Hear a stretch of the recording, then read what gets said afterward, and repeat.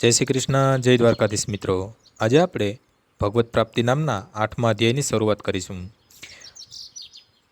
શ્લોક સમજવાનું શરૂ કરીએ તે પહેલાં સબસ્ક્રાઈબ અથવા ફોલો કરી લેજો, જેથી કરીને આગળના બધા શ્લોક આપણે સાથે સમજીએ। આ અધ્યાયના શરૂઆતથી જ અર્જુન ભગવાન શ્રી કૃષ્ણને અમુક સવાલો કરે છે। અર્જુન ઉવાચ કિમ તદ્બ્રહ્મ કિમ મધ્યાત્મમ કિમ કર્મ પુરુષોત્તમ અધિભૂતમ ચ કિમ પ્રાપ્ત મદિદેવમ કિમ મુચ્યતે। અર્જુને પૂછા કરી, એ ભગવાન, એ પુરુષોત્તમ બ્રહ્મ શું છે? આત્મા શું છે? સકામ કર્મ શું છે?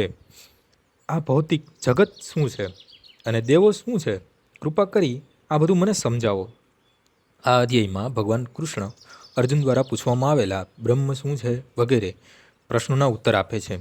ભગવાન કર્મ, સકામ કર્મ, ભક્તિ તથા યોગ અને બુદ્ધિ ભક્તિની પણ સમજૂતી આપે છે। શ્રીમદ ભાગવતમમાં કહેવામાં આવ્યું છે કે પરમ સત્યને બ્રહ્મ, પરમાત્મા તથા ભગવાન એવા નામોથી જાણવામાં આવે છે। વળી જીવાત્મા અર્થાત વ્યક્તિગત આત્મા પણ બ્રહ્મ કહેવાય છે।